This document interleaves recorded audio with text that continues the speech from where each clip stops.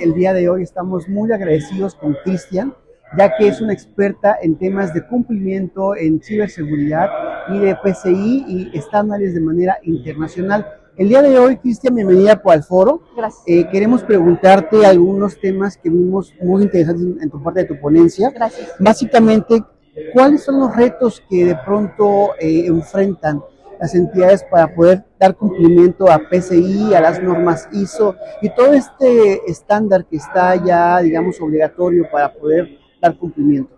Ok, bueno, yo creo que los principales retos que ellos tienen es que los estándares se van cambiando, se van modificando, cada cierto tiempo los actualizan y hay que andar, yo a veces les digo como correteando la zanahoria, ¿no? Entonces tenemos que ir atrás de los estándares.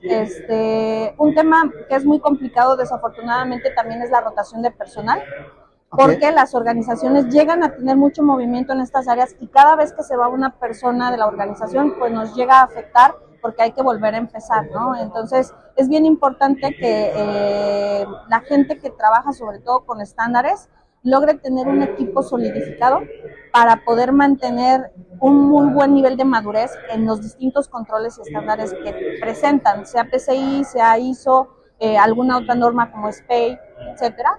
Es bien importante que logren mantener un equipo robusto que permita a la organización mantenerse al día con las actualizaciones que los estándares van sufriendo, ¿no? Entonces, la documentación creo que es ahí una parte muy importante, ¿no? Que todo esté documentado. Sí, estos equipos normalmente logran documentar y tienen ese knowledge o el conocimiento de cómo ellos logran el compliance. Estas personas, que normalmente es un grupo cortito y cerrado, tienen mucho conocimiento de quién hace qué. Cuando se van esas personas, perdemos todo eso y es volver a empezar. Yo creo que de los grandes errores que cometen las empresas, para mi punto de vista y mi experiencia, es que a veces no valoran un poquito esos equipos que solidifican y a veces no logran como que todo ese conocimiento que tienen estas personas traerlo a su empresa. Si se va la persona, se lleva todo ese conocimiento y a veces son años de trabajo que tú tuviste para que una persona conociera todo eso. No aumentan recursos, lo cual conlleva que solo una persona tiene todo ese conocimiento. Se nos va esa persona, se va todo.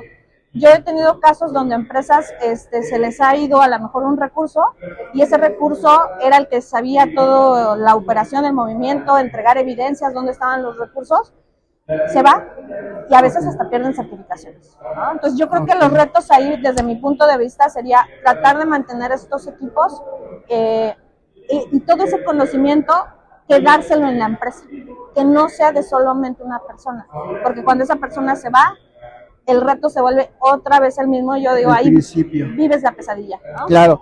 En tu experiencia ya de más de 15 años en la industria de ciberseguridad y cumplimiento, ¿qué podrías recomendar a las entidades bancarias, no bancarias y toda esta parte de nuevos jugadores en el sistema financiero para este cumplimiento? ¿Qué recomendarías? Pues primero que nada, que no tengan miedo. A veces creo que el tema de certificaciones y auditoría nos da mucho miedo porque pensamos, y sí, bueno, es algo que se conlleva que podemos en algún punto perder alguna acreditación. Pero yo les diría, no tengamos miedo y más bien, yo soy auditora y la verdad es que me gusta mucho esto. Yo siempre les digo, conozcan, enamórense de lo que hacen, porque va a ser más fácil para ustedes poder llegar al cumplimiento. Entonces yo siempre les digo, lo más importante es saber, y a veces nos quedamos en el desconocimiento de los estándares, de qué hay que hacer, pero también los invito a que tengan ese acercamiento, sobre todo a no ver las certificaciones como un stopper para su empresa, como algo que nos quita dinero. A veces pensamos es que poner este control finalmente son recursos a la organización. Veamos siempre los beneficios que nos aportan implementar controles. Sobre todo, a veces no lo vemos porque pensamos, es que nunca nos ha pasado nada. Que no te haya pasado nada no implica que para que te ocurra tengas tú que invertir en tu organización, y eso es lo que a veces ocurre. Necesita una empresa que haya una brecha de seguridad para entonces sí poner atención y decir, teníamos un problema, cuando a lo mejor al interior las personas llevaban años diciéndonos que si no invertíamos podíamos tener algún tema, ¿no? Entonces yo los invito a que inviertan y se mantengan seguros. O sea, el hecho de que no tengamos una brecha de seguridad a nosotros nos permite, yo siempre les digo, ¿a poco no te gusta llegar a tu casa y dormir tranquilo, no? Entonces, llega a tu casa, duerme tranquilo porque has hecho lo correcto dentro de tu organización para mantenerte seguro y poder dormir tranquilo, ¿no? Entonces, no veamos a la seguridad como un gasto o un stopper, sino al contrario, es una inversión. Y el hecho de que no haya pasado nada, qué mejor, ¿no? Entonces hay que mantenernos así para que en ese sentido nuestra empresa esté segura. Cuando a veces invierten por temas de brechas de seguridad, pues a veces ya pagaron multas, a veces la reputación, simplemente el hecho de que se dé un periodicazo, tal empresa tuvo brecha de seguridad, no es bueno para la compañía. Entonces, qué mejor que no haya incidentes, inviertan de manera segura. Muchas gracias, Cristian, por tu tiempo, por tu atención. Y bueno, pues Cristian tiene más de 15 años de experiencia, como mencionábamos. Y bueno, pues está aquí en el foro Copayment, está con su ponencia que tuvo hace un momento. Y bueno, pues nada, agradecer el tiempo. Muchas gracias. Gracias. Gracias. Pues seguimos en el octavo foro Copayment aquí en Monterrey, Nuevo León, y estamos el día de hoy con Marianela Blanco. Hace unos momentos acaba de terminar su ponencia que tiene que ver con el tema del levantamiento de capital. Marianela, gracias por el tiempo y por la oportunidad de hablar un poco contigo. ¿Qué retos enfrenta hoy en día el ecosistema financiero a la hora de buscar un financiamiento o buscar capital? Bueno, pues digo, gracias por la invitación. Creo que el mayor reto que enfrenta la banca es una oferta de productos. No tenemos tanta oferta de productos financieros, sobre todo para el 96% de las pymes en el país.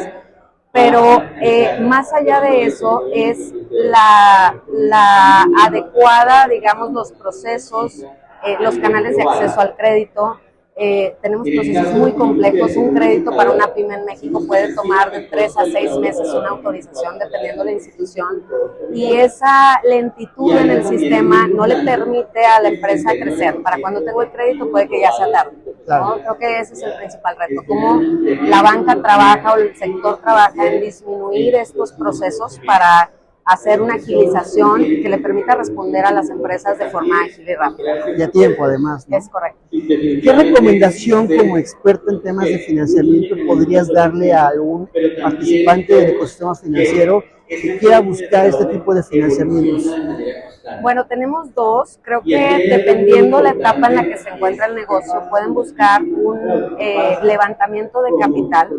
Si tu negocio está en un crecimiento, en una etapa de crecimiento acelerado, un fondo puede ser una pyme bastante atractiva para un fondo. Y si se trata de un crecimiento más estable o más natural del negocio, yo recomendaría acercarnos a las diferentes fuentes de financiamiento, no solo a la banca. La verdad es que lo que platicaba ahorita, el gobierno ha traído buenos programas, algunos muy enfocados a ciertas industrias con créditos de 1 millón, 2 millones, también créditos pequeños, pero sí recomendaría buscar la opción o la alternativa más viable para ti. Y por opción más viable no necesariamente es la tasa más barata, sino es aquella en el plazo, en el monto, en la mezcla, en la garantía. Oye, yo no tengo garantías, entonces esto es a lo que puedo acceder y me permite crecer y me permite ser rentable y no me voy a ahogar en el proceso de tomar un financiamiento que no es apto para mí. Correcto, Marianela, pues nada, agradecer tu tiempo. La verdad que una conferencia muy interesante, la gente se interesó mucho en este tema. Y pues nada, seguimos en el foro Copayment. Gracias. ¿Qué tal? Buenos días, estamos hoy con Santos Campa, él es un experto de Futurex y habló hace unos minutos de su ponencia muy interesante de el arte de proteger activos digitales. Santos, bienvenido. Muchas gracias. Queremos preguntarte un poco más acerca de este tema tan interesante. ¿Qué retos ves tú en toda esta parte de proteger activos que no son tangibles hoy en día en medios de pago? Justamente lo que mencionas, no son tangibles y a veces son más tangibles de lo que pensamos. Por ejemplo, hablábamos mucho del tema de invertir en nueva tecnología que nos permita mantener esa tecnología para evolucionar y crecer. Eso es lo que yo creo que hay que romper un tabú de pensar que tener criptografía es un gasto. Realmente estamos invirtiendo para nuestro futuro. Y los activos digitales que mencionas, realmente es dinero. Estamos hablando que es reputación de nosotros como compañía, manejo de dinero de nuestros clientes, manejo de nuestro dinero, ¿no? Queremos evitar que alguien robe lo que estamos haciendo, en pocas palabras. ¿Cómo ves tú esa nueva tendencia, esta migración digital y de pronto que una empresa que no es un banco empiece a trabajar en seguridad, ¿por dónde empezar? ¿Qué tiene que hacer primero que nada? Sí, yo creo que sí es bien importante tener justamente en mente que no todos tenemos que ser expertos en criptografía, ¿no? No por el hecho de que yo empiece a trabajar en una aplicación de pagos, tengo que volverme experto de un día para otro, ¿no? Entonces, existen compañías que se dedican justamente a eso, que toda su vida han trabajado en tema de criptografía, entonces es bien importante acercarse a esas instituciones, estar informados, trabajar con asesores de quality, security assessors, que son los QSA, y trabajar con compañías que nos puedan dar lineamientos, sobre todo. ¿Qué tan importante es la parte de capacitación? ¿Cómo puedo yo como un participante en medios de pago buscar capacitación, orientación acerca del tema de encriptación, por ejemplo? Sí, es justamente acercarse no solamente a la parte de asesores, sino también a compañías que actualmente me dan el servicio, ¿no? Normalmente cuando trabajamos con proveedores de criptografía, HCMs, nubes, etcétera, normalmente ofrecen capacitaciones o cursos, o inclusive ellos nos asesoran, ¿no? Ellos nos dicen esto va aquí, esto va acá, porque te digo, no se trata de que un día para otro te vuelvas todo experto, ¿no? Sino que tengas la gente que te va a ayudar. Claro. ¿Cómo puede Futurex apoyar a estos participantes de medios de pago en este camino hacia proteger activos digitales? Sí, justamente en la presentación les comentaba que nosotros nos consideramos, más allá de un fabricante de hardware security model, un asesor, ¿no? Entonces, primero que nada, entender qué es lo que requiere el cliente, ¿no? No se trata de montar una caja y venderle otra y vender un servicio, sino simplemente entender qué quiere, asesorarlo, porque el poder del cliente, o sea, si tú le das poder al cliente con conocimiento, el cliente puede crecer y a su vez puede tener crecimiento también en sus servicios, ¿no? Entonces es un ganar-ganar ser asesor de una compañía. De acuerdo, Sandro, pues muchas gracias por el tiempo y la verdad que muy buena tu ponencia, muchas muy gracias. Interesante y bueno, vamos a ver aquí qué más hay en el foro. Te lo agradezco mucho. Muchas gracias. Mucho gusto. Gracias. Hasta luego. Gracias. Seguimos aquí en el octavo foro Copemen. Estamos ahora con Esther Ramírez Bernabé, que es vicepresidenta de Supervisión de Banca, Desarrollo y Finanzas Populares. Esther, buenas tardes. Qué bueno que viniste al foro Copemen. Bienvenida. Muchas gracias por la invitación. Buenas tardes. Estábamos viendo la ponencia de Esther ahora mismo, hace unos minutos, en el foro Copayment, y hay mucho interés de los participantes en conocer primeramente la nueva regulación, que ya muy bien explicaste en la conferencia, pero hay algunas preguntas que seguramente te han hecho anteriormente respecto a la parte del plan de prevención de fraudes. Comentaste en la ponencia que va en 3 aristas, que es justamente la parte de la prevención, de detección y de la respuesta. Una pregunta que surge mucho entre los participantes es si la CNBV va a proporcionar algún tipo de guía detallada, alguna metodología específica para poder dar cumplimiento a esta nueva regulación. No hay una guía específica. La norma establece claramente cómo se debe de desarrollar el plan de gestión de fraudes, y dentro de las disposiciones de carácter general existen 2 anexos, que son anexos 12F y E. En esos 2 anexos se explica qué contenido debe de tener el plan de gestión de fraudes, y también se explica claramente cómo se debe de implementar todo el marco de gestión para las reclamaciones monetarias. ¿Este plan inicialmente es obligatorio para bancos, para SOFOM, SOFIPOS, en general, o a quién va dirigido inicialmente? Va dirigido a los bancos, pero es muy recomendable que todas las instituciones financieras que están en México pues lo adopten como una muy buena práctica, porque tenemos que recordar que debemos de contribuir todos al sano desarrollo del sistema financiero en protección de los intereses de los usuarios. ¿Se prevé que esta regulación se extienda a otros tipos de participantes? Muy seguramente, pero esa es una pregunta que no corresponde contestar de mi parte. Muy bien.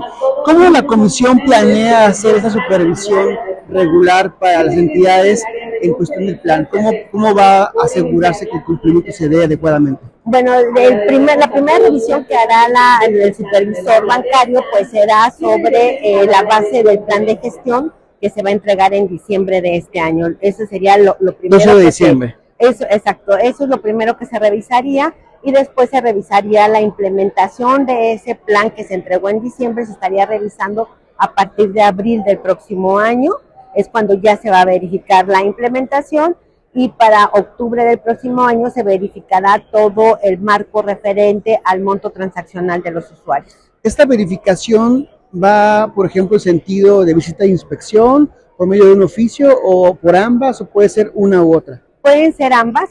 Dentro de la comisión tenemos dos formas de trabajar, que es la inspección y la vigilancia. Muy posiblemente, o ya dependerá del plan anual de supervisión de cada supervisor, pero se puede hacer desde vigilancia a través de requerimientos de información, o también se podría hacer en la inspección, cuando van a in situ a realizar alguna visita. Pero en ambos casos siempre se hace a través de un oficio donde se solicita la información para poder revisar, y va a estos oficios debidamente motivados y fundados. Comentamos en la ponencia acerca de un sistema de comunicación interbancario. Hoy en día tenemos en México, a través de la ABM, por ejemplo, un sistema de comunicación. ¿Sería bueno crear nuevos canales de comunicación? ¿Con eso es suficiente? ¿Cuál es la posición de la comisión al respecto? Pues más bien lo que señala la ley es que la norma es que estos mecanismos de comunicación interbancaria deben de cumplir dos funciones. La primera, el que puedan compartir la tipología que alguno de los integrantes haya presentado en la identificación, detección, monitoreo o investigación de alguna tipología de las conductas observables para el fraude. Las deben de socializar entre los bancos, pues para que les sirva esa información como una lección aprendida. Ese es el primer objetivo. Y el segundo objetivo es que cuando haya un fraude interno, si hay personal que sí fue sancionado en términos de su propio código de conducta o código de ética, pues también esta información la puedan socializar. Si esos dos objetivos se cumplen dentro de comités que tenga establecida la ABM, pues estaríamos en compliance con la norma. Pero estos son los dos objetivos que se buscan con este marco de control. Muy bien. Y por último también recordar, hay un mecanismo que comentabas de consulta, un mecanismo de consulta de la comisión. Es por correo. Si yo entidad tengo alguna pregunta, ya que leí la regulación, o que tengo alguna pregunta acerca del plan, ¿cómo puedo buscar a la comisión para despejar ese tipo de dudas? Bueno, más bien hay un mecanismo formal para hacer este tipo de consultas, y esto se tendría que hacer con un documento oficial por parte de la entidad que tiene la duda, y se lo dirige a su supervisor, y ya el supervisor al interior de la bancaria pues realizará todas las gestiones pertinentes con las áreas encargadas para resolver tal consulta. Esther, por último, para confirmar las fechas, 12 de diciembre es presentar el plan de gestión. El día 1 de abril debe estar implementado el plan de gestión, a excepción del monto operacional del usuario. 1 de octubre, el 26, ya con el monto de cada usuario transaccional. El 24. Perdón, el 24. Ok, correcto. Y 2 de enero del 26, la auditoría arranca, ¿no? La vía anual. La vía anual, para verificar la eficiencia del plan de gestión. De acuerdo, Esther, pues te agradecemos mucho la atención. La verdad es que es una ponencia muy interesante.